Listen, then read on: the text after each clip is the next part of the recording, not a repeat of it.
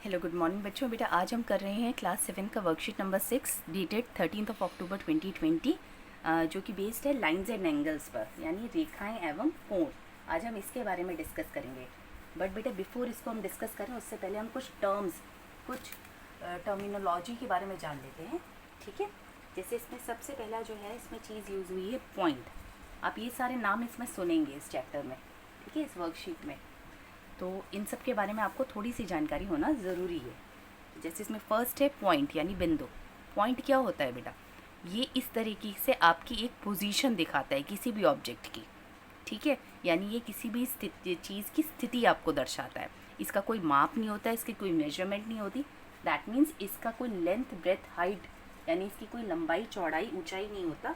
ये सिर्फ एक पोजीशन दिखाता है। नेक्स्ट है लाइन। लाइन यानी रेखा। रेखा क्या होती है बेटा? जब हम दो बिंदुओं को इनफाइनाइटली दोनों तरफ से बढ़ा सकते हैं, ठीक है, तो हम इसको क्या कहते हैं? इसको हम एक लाइन डिनोट करते हैं,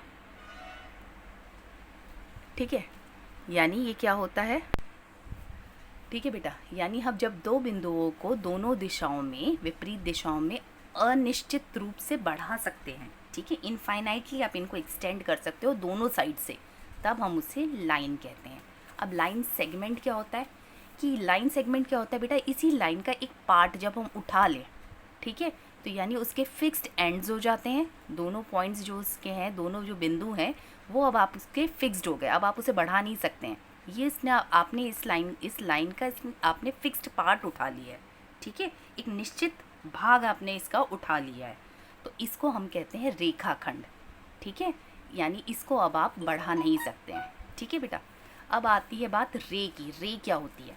रे में क्या होता है बेटा? एक पॉइंट तो आपका फिक्स्ड होता है, ठीक है, यानी एक बिंदु आपका फिक्स्ड है, और जो दूसरा पॉइंट है उसको आप इनफाइनाइटली यानी अनिश्चित तौर पर आप उसे बढ़ा सकते हैं, सिर्फ एक ही दिशा में। दूसरी जो दिशा है वो आपकी फिक्स्ड है, वो पॉइंट आपका फिक्स्ड रहेगा, ठीक है, उसे आप नहीं छुएंगे, ठीक है। तो एक पॉइंट आपका फिक्स्ड हो गया और एक पॉइंट को आप इनफाइनाइटली बढ़ाते जाएंगे, तो वो आपकी बन जाएगी रे यानी किरण। अब बात करते हैं एंगल के बारे में। एंगल क्या होता है? एंगल में क्या होता है बेटा कि एक फिक्स्ड पॉइंट से जब दो रेज निकलती हैं, ठीक है, एक पॉइंट हो गया फिक्स्ड और उस सेम पॉइंट से आपकी दो किरणें निकल रही हैं, तो वो जो किरणें जो चीज़ बनाएंगी बेटा, that will be the angle. उसको हम एंगल कहेंगे, यानी उसे हम कहेंगे कोण, ठीक है। तो इसमें क्या होता है, ये इसका एक कॉमन पॉइंट हो जाता है और ये आपके पास दो रेज होती है, तो इससे आपका ये एक एंगल फॉर्म हो जाता है, यानी एक कोण बन जाता है। अब इसके बाद इसमें नेक्स्ट है कॉम्प्लीमेंट्री एंगल्स, यानी जिनको हम कहते हैं पूरक कोण। अब ये क्या होते हैं बेटा? जब दो एंगल्स मिलके, जैसे सपोज करो ये मैंने एक 30 डिग्री का एंगल ले लिया और एक मैंने ले लिया 60 डिग्री का एंगल, तो ये जो दोनों एंगल्स हैं बेटा 30 और 60 डिग्री, ये मिलके कितना बना रहे हैं? 90 डिग्री। तो इसे हम कहेंगे पूरक कोण, कि जब आपके दो कोणों का योग, दो एंगल्स का जो सम है वो 90 डिग्री हो बेटा, ठीक है, यानी दो एंगल्स का योग, दो कोणों का योग 90 डिग्री हो, तो तब हम उसे कहते हैं पूरक कोण या फिर कॉम्प्लीमेंट्री एंगल्स, ठीक है। तो इसमें आपके दो एंगल्स का सम 90 डिग्री होना चाहिए। ऐसी सप्लीमेंट्री एंगल्स क्या होते हैं कि जब आपके दो एंगल्स का सम यानी दो एंगल्स का योग कितना हो बेटा? 180 हो, यानी 120 degree plus 60 degree that is equals to 180 degree. यानी बेटा जब आपके दो एंगल्स का जो सम है वो 180 डिग्री हो जाए, ठीक है, आप दो कोणों को प्लस कर रहे हैं और आंसर आपका 180 डिग्री आ रहा है, तो तब आप कहेंगे कि ये मेरे संपूरक कोण है या फिर सप्लीमेंट्री एंगल्स हैं। ऐसे ही अब आपके एडजेसेंट एंगल्स क्या होते हैं, जिनको हम बोलते हैं आसन कोण। ये क्या होते हैं बेटा? कि जब आपका ऐसे दो कोण, ठीक है, जो एक कॉमन पॉइंट से बन रहे होते हैं, ठीक है, उनकी एक कॉमन भुजा भी होती है, यानी कॉमन साइड भी होती है, कॉमन पॉइंट होता है, उस कॉमन पॉइंट को हम वर्टेक्स बोलते हैं, और दो नॉन कॉमन आर्म्स होती हैं, दो नॉन कॉमन भुजाएं होती हैं, ठीक है बेटा, तो उसे हम बोलते हैं आसन कोण। तो इसमें आपका क्या होता है? एक उभयनिष्ठ शीर्ष होता है, एक उभयनिष्ठ भुजा होती है, और इसमें आपकी दो ऐसी भुजाएं होती हैं जो उभयनिष्ठ नहीं होती। यानी ये मेरा एक कॉमन पॉइंट हो गया, इससे मैंने एक एंगल ये बना दिया बेटा, ठीक है। और इसी पॉइंट से मैंने एक और एंगल ले लिया इस तरीके से, तो ये मेरा एंगल 1 हो गया, ये मेरा एंगल 2 हो गया। तो अगर आप इसको ध्यान से देखो बेटा, तो ये वाला मेरा हो गया कॉमन पॉइंट जिसको मैंने उभयनिष्ठ शीर्ष कहा है। ये मेरी हो गई कॉमन भुजा, कॉमन भुजा यानी उभयनिष्ठ, कॉमन साइड यानी उभयनिष्ठ भुजा। इसका क्या मतलब है कि ये जो भुजा है, ये जो साइड है, ये इस एंगल 2 के लिए भी है और ये एंगल 1 के लिए भी है। इसीलिए बेटा इसे हमने कॉमन बोला है, उभयनिष्ठ बोला है, क्योंकि ये एंगल 1 भी इसको यूज़ किए बिना एंगल 1 भी नहीं बन पा रहा और इसको यूज़ किए बिना एंगल 2 भी नहीं बन पा रहा। तो जब हमें एंगल 1 बनाना है तो भी हमें इसे यूज़ करना पड़ेगा, जब हमें एंगल 2 बनाना है तो भी हमें इसे यूज़ करना पड़ेगा। तो ये हमारी कॉमन साइड है, कॉमन भुजा है, ठीक है। तो ऐसे दो एंगल्स जो कॉमन वर्टेक्स यानी कॉमन बिंदु पे और जिनकी एक भुजा कॉमन होती है यानी उभयनिष्ठ होती है, उन्हें हम कहते हैं आसन कोण। अब बात आती है लीनियर पेयर की, रैखिक युग्म। ये क्या होते हैं बेटा? यहाँ पर क्या होता है बेटा कि आपके जो होते हैं क्या कहते हैं, ये ऐसे आसन कोणों का युग्म है, यानी एक ऐसे एडजेसेंट एंगल्स का पेयर है जिनकी भुजाएं विपरीत दिशा में किरणें होती हैं, यानी और बना ये भी 180 डिग्री रहे होते हैं बेटा, ठीक है। कि मैंने ऐसे दो आसन कोण ले लिए हैं।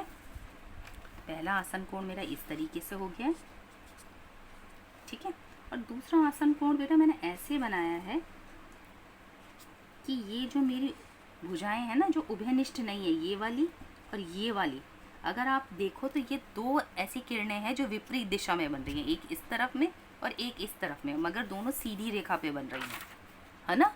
ये एक सीधी रेखा है जिसमें आपकी एक जो किरण है वो इस तरफ जा रही है और एक किरण इस तरफ जा रही है। तो जब भी इस तरह के आपको पेयर दिखते हैं, इस तरह का आपको युग्म दिखता है, तो आप इसको कहते हैं लीनियर पेयर। और यहाँ पर ये जो एडजेसेंट एंगल्स है ना, जो आसन कोण है, इनका योग भी कितना होगा बेटा? 180 डिग्री, यानी 180 ही होगा। तो यानी सप्लीमेंट्री एंगल्स जो है यानी संपूरक कोण जो है, उनका योग भी कोणों का योग भी 180 होता है।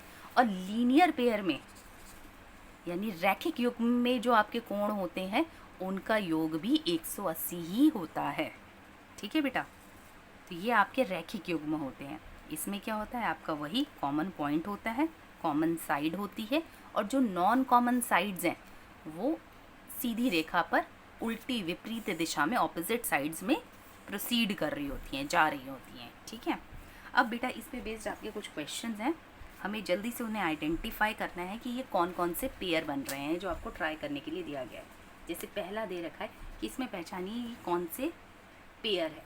तो यहाँ पे आप देख सकते हो साफ साफ 50 + 130, यानी ये है आपका 180 डिग्री का टोटल यहाँ पे 180 डिग्री हो रहा है।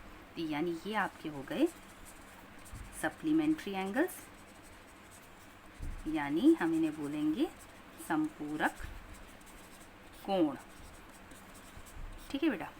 नेक्स्ट है इसमें अगर आप यहाँ पे देखो ध्यान से, तो ये आपका बेटा लीनियर पेयर बन रहा है, रैखिक युग्म बन रहा है।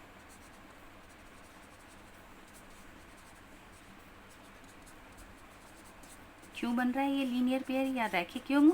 क्योंकि अगर आप देखो तो कॉमन पॉइंट से ये दोनों एंगल्स बन रहे हैं, एक साइड भी मुझे कॉमन दिख रही है और जो नॉन कॉमन साइड है वो सीधी स्ट्रेट लाइन पर है, एक इधर की तरफ एक इधर की तरफ। तो यानी ये लीनियर पेयर है, यानी आपका रैखिक युग्म है। अब बात करें तीसरे वाले पेयर की।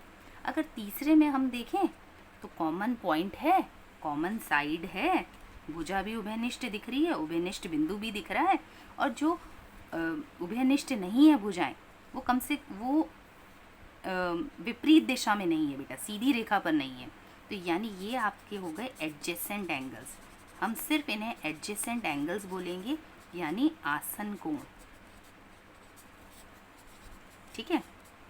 यहाँ पे बेटा इसे हम रैखिक युग्म यानी लीनियर पेयर नहीं बोलेंगे, क्योंकि ये जो आपके नॉन कॉमन आर्म्स है ना, ये जो आपके नॉन कॉमन साइड्स हैं, ये सीधी रेखा पर नहीं है। अगर ये वाली साइड मेरी यहाँ ना होकर यहाँ सीधी रेखा पर होती तब मैं इसको कहती कि हाँ ये लीनियर पेयर है। तो क्योंकि अभी ये दोनों सीधी रेखा नहीं बना रही हैं, ये वाली साइड और ये वाली साइड सीधी रेखा नहीं बना रही है, तो इसलिए हम क्या करेंगे, इसको हम एडजेसेंट एंगल्स ही बोलेंगे, सिर्फ आसन कोण। ठीक है। अच्छा, यहाँ पर भी ये एडजेसेंट एंगल्स तो हैं ही, बट इसकी एक कंडीशन हो गई क्योंकि ये लीनियर पेयर भी हो गए। बट एडजेसेंट एंगल्स तो हैं ही बेटा, क्योंकि आपस में जुड़े हुए तो हैं ही। ठीक है। एडजेसेंट का मतलब होता है नेबरिंग, आपके पड़ोसी। तो यहाँ पे ये दोनों जो कोण है ये आपस में पड़ोसी तो हैं ही। ठीक है, मगर साथ साथ में ये एक लीनियर पेयर भी बना रहे हैं। नेक्स्ट है इसमें बेटा ये फोर्थ वाला पार्ट। अगर आप इस फोर्थ वाले पार्ट में देखो तो ये जो आपके जो दो कोणों का जो सेट है ये आपका 90 डिग्री बना रहा है। ठीक है बेटा, ठीक है बेटा, ये 90 डिग्री बना रहा है क्योंकि ये आपके बन गया इस तरीके से राइट एंगल। ठीक है, ये राइट एंगल बन गया है। यानी अगर इसमें आप 1 और 2 को जोड़ेंगे ना बेटा, तो ये आपका आएगा 90 डिग्री। यहाँ पे दे नहीं रखा है, बट अगर आप इस फिगर को सही से ऑब्जर्व करो तो ये आपका एक इस तरीके से राइट एंगल बन रखा है। ठीक है, परपेंडिकुलर लाइंस बन रखी हैं। तो जब भी इस तरह की लाइंस बन रही होती हैं तो यहाँ पे ये जो कोण है ये आपका 90 डिग्री का बना रहे होते हैं। इनका योग जो होता है वो 90 डिग्री होता है। तो यहाँ पे 1 और 2 आसन कोण तो है ही, मगर क्योंकि इनका योग 90 भी है तो इसलिए हम इसको लिख देंगे कॉम्प्लीमेंट्री एंगल्स या फिर पूरक कोण।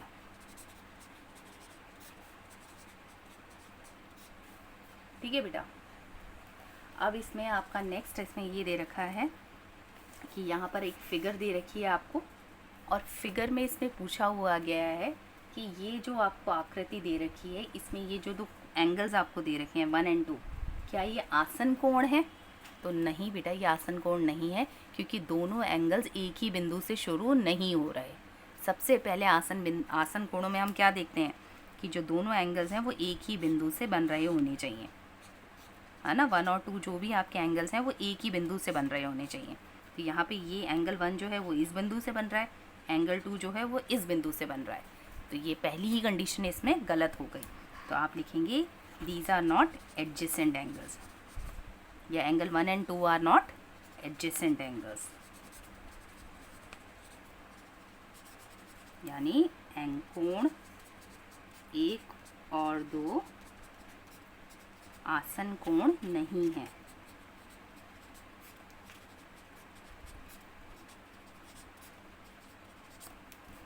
ठीक है बेटा। उसके बाद आपसे पूछा जा रहा है एग्जाम्पल्स ऑफ एंगल्स बताइए, यानी कोणों के उदाहरण दीजिए। तो आप बहुत सारे उदाहरण आप खुद से ढूंढ सकते हैं।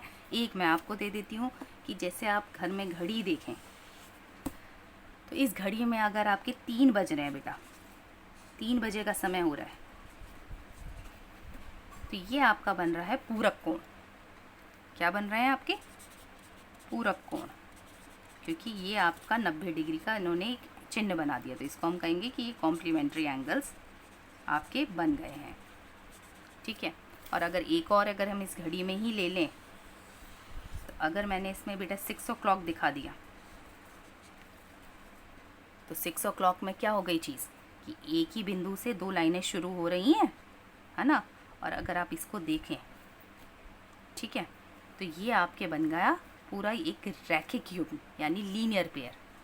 ठीक है। इसमें आप बीच में कोई भी एक दिखा सकते हो, कोई भी एक एंगल बीच में आप डाल सकते हो। ठीक है, कोई एक पॉइंट और डाल सकते हो आप चाहे तो ये आपका बन जाएगा लीनियर पेयर, यानी रैखिक युग्म।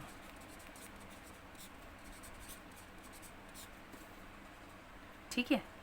तो इस तरीके से आप कोणों की, यानी यहाँ पर ये आप इसको, और अगर आप पूरा 6 o'clock इसी को दिखाना चाहते हैं, इसको नहीं लेना चाहते हैं, तो आप यहाँ पे डाल देंगे कि ये आपका संपूरक कोण हो गया 180 डिग्री का।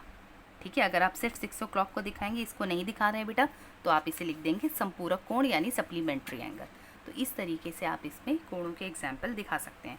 मैंने तो क्लॉक में लिया है, आप और भी आप ढूंढिएगा। ठीक है। थैंक यू सो मच बेटा।